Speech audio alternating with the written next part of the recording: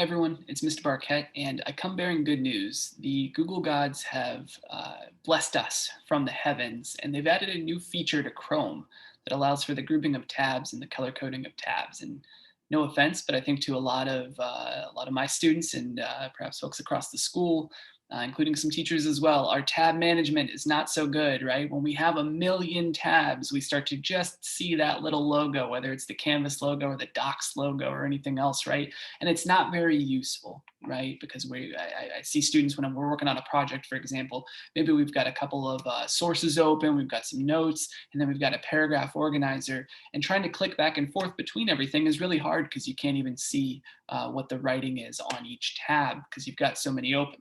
Now, at the same time, I understand, right? There's a lot of tabs that we're using day to day, and we don't necessarily always want to have to X out of everything, knowing that we're going to just open it back up. So I'm making this video to show you how to use in the updated Chrome these different groups, and that's going to make your workflow, I think, a lot better throughout the day and help you just manage everything in this remote and hybrid world. So as you can see here at the top of my Chrome, I've already made a number of groups. I've got my history group, and I'm pretending as if I'm a student, right? Let's say in a given day, I've got history, Spanish, and math class. And then for later on, we'll pretend that I've also got English class coming as well, and I'll show you how to make a group for English class. So I've got my history tabs open. We've been working on this Islam final assessment, so I've got my Islam final assessment tabs ready to roll, plus our Canvas sheet that's ready. And let's say I had that first block of the day. Then I'm moving on to Miss Connor's class. I've got Spanish next. So I can tap that Spanish group and you'll see it expand and close. So I've already got tabs open, some different assignments. But as you can see, I've still got my history stuff kind of distracting me in the wet. Well, if I tap history, history goes away. And now I'm into my Spanish documents. I've got this assignment here. There was this video that I pulled up and maybe this other video from the assignment further down. I've got this up as well too. I'm going through Spanish class. I have a great Spanish class, and Prof. Connor is all excited about the work that I've done. And then Spanish is done. I don't want to get rid of those. I'm still working on that. I'm going to have to do some work for homework, but I'm ready to move on to math class with Miss Aslin. So if I click into my math group, and then I tap my Spanish group again, boom, that goes away, and I'm into my angles and my parallel lines. And I've got an answer key I'm pulling up, right? I've got multiple tabs. And then you say to me, Mr. Barquette, I'm a social creature, right? School isn't the only way that I define myself. I also like to have some news tabs open or some social tabs and whatnot. So I've even made a little news section, right? So when I'm done with there, I've got a little break in my school day. I like to pull up the headlines, see what's going on in the world, right? So check some local news for me back home in Ohio. Maybe see what's going on in the world with the New York Times or the Boston Globe, right? And I'm good to go. But as I said, I've also got English class, that last block of the day. So let me show you how to make a new group.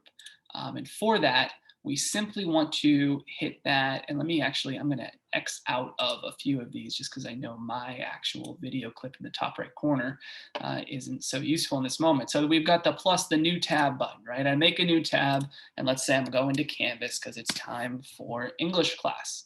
I need to get into Mr. Colburn and Mrs. Embersky's responding to literature course. So I open the tab just like I always would, right? And now the difference in this moment to create a new group is you simply right click or click with two fingers if you're using a trackpad on the tab itself, and you can say add tab to group. And we want to create a new group because this is English now. So I click new group and I type that in. And usually it gives me a color that I haven't used already. So in this case, it gave me red, which is great. So let me go ahead and do that. And now that's right in the English group. And again, for just so that you guys can see it, because I know my video is in the top right here, I'm going to get rid of our news. And as I'm going into English class, let's see if we can get into assignment here, maybe open up a link or two.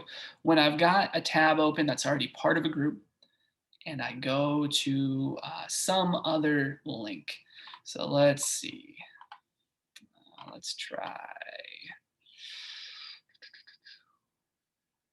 this. Let's see if there's a link in here. There we go. There's a Google Doc here. So when I click that Google Doc, it's automatically going to open it up right as part of my English group, right? So now my English work is right there. And if, again, as I'm going throughout my day, maybe there's a homework assignment or something I know I need to finish off. I want to keep it on my radar. I don't want to X out of it. But if I'm focused again on math and I don't want all that English stuff in the way, I tap it, it goes, right? I can drag them around. Maybe I want my English stuff over here. I tap it, it goes away, and I'm just focused on math, right? So what I would love to see is not just students, but teachers too. I'd love to see everybody taking advantage of this wonderful new feature. I'm sure people have been asking for it, even if you didn't know you wanted it. Now it's here, and it's so useful. I'm excited for it myself because I know I'm constantly Xing out of tabs that I just know I'm going to have to reopen, but I like to see the name of the tab I'm clicking. And if I have too many tabs, I can't do that. This keeps all my subjects organized. For me, I know I'm going to have my calendar and my attendance in one section. I'm going to have my course materials for the day for each of my different classes in their own groups. And I think that's going to make my life a lot easier. And I think for a lot of you as students as well, this is only going to be a great advantage to you as we try to navigate this hybrid and remote world, and really beyond that too, because so many of the skills we're learning this year, they're a little bit different than what we've learned in normal years. But they are still incredibly useful as you move forward, not just through high school, but into college and beyond, where you're obviously going to be using a lot of technology. Keeping your digital workspace just as organized as we would keep a binder in the old world or a trapper keeper or whatever. That's a really important skill. So I hope this is helpful for you, and I'm really excited to maybe see a few color-coded Google Chrome groups among my students as we get back from February break. So take care, everyone. Be safe. Have fun over break. And I hope this helps.